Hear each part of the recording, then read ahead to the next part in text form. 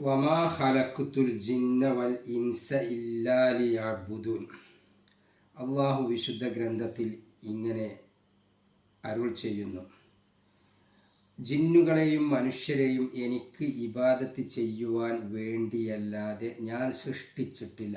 ഖലഖ യഖ്ലുഖു, ഖലഖ ഖലഖ ഖലഖു, ഖലഖത് ഖലഖത ഖലഖ്ന, ഖലഖ്ത ഖലഖ്തുമ ഖലഖ്തും, ഖലഖ്തി ഖലഖ്തുമ ഖലഖ്തുന്ന, ഖലഖ്തു ഖലഖ്ന.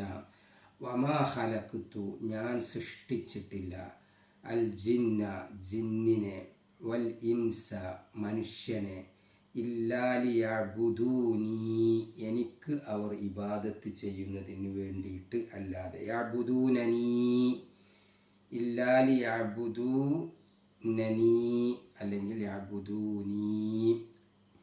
ജിന്നുകളെയും മനുഷ്യരെയും എനിക്ക് ഇബാദത്ത് ചെയ്യാൻ വേണ്ടി അല്ലാതെ ഞാൻ സൃഷ്ടിച്ചിട്ടില്ല.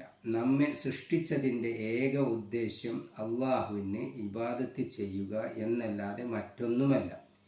ഈ വിശുദ്ധ വാക്യത്തിൽ നിന്ന് സ്പഷ്ടമാകുന്നത്, അള്ളാഹുവിനുള്ള ഇബാദത്ത് നമ്മുടെ ജീവിത ഉദ്ദേശ്യമാണെങ്കിൽ അതിൻ്റെ സാക്ഷാൽ വിവക്ഷ അറിയേണ്ടത് എത്രത്തോളം ആവശ്യമാണെന്ന് സ്വയം ഗ്രഹിക്കാവുന്നതാണ്, സ്വയം മനസ്സിലാക്കാവുന്നതാണ്.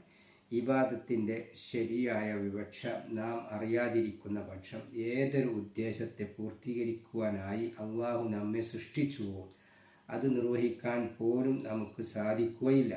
ഉദ്ദേശം പൂർത്തിയാക്കാത്ത ഏതൊന്നും നിഷ്ഫലമാണെന്നും വിശിഷ്യ പറയേണ്ടതില്ലല്ലോ. ഉദാഹരണമായി, ഒരു ഡോക്ടർ രോഗിയെ സുഖപ്പെടുത്താൻ സാധിച്ചില്ലെങ്കിൽ അയാൾ ചികിത്സയിൽ പരാജയപ്പെടുന്നുവെന്ന് നാം പറയുന്നു. ക്രമപ്രകാരം കൃഷി ചെയ്യാൻ സാധിക്കാത്ത ഒരാൾ കർഷകൻ കൃഷിയിൽ പരാജയപ്പെട്ടുവെന്നും നാം അഭിപ്രായപ്പെടുന്നു. ഇതേ പ്രകാരം നമ്മുടെ ജീവിതത്തിൻ്റെ ഏക ഉദ്ദേശ്യമായ ഇബാദത്ത് വേണ്ട വിധം നിർവഹിക്കുവാൻ നമുക്ക് സാധിക്കുന്നില്ല എങ്കിൽ നാം കൊള്ളരുതാത്തവരാണെന്നും നമ്മുടെ ജീവിതം ആസകലം പരാജയപ്പെട്ടുവെന്നും പറയേണ്ടി വരും. അതിനാൽ ഇബാദത്തിൻ്റെ ഉദ്ദേശ്യം നാം സശ്രദ്ധം ശ്രവിക്കുകയും സൂക്ഷ്മമായി ഗ്രഹിക്കുകയും ഹൃദയത്തിൽ അതിന് തക്ക സ്ഥാനം നൽകുകയും ചെയ്യണമെന്നാണ്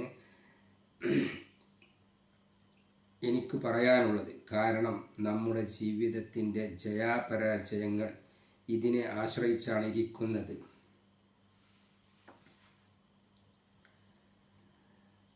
അബ്ദിൻ്റെ അർത്ഥം അടിമ,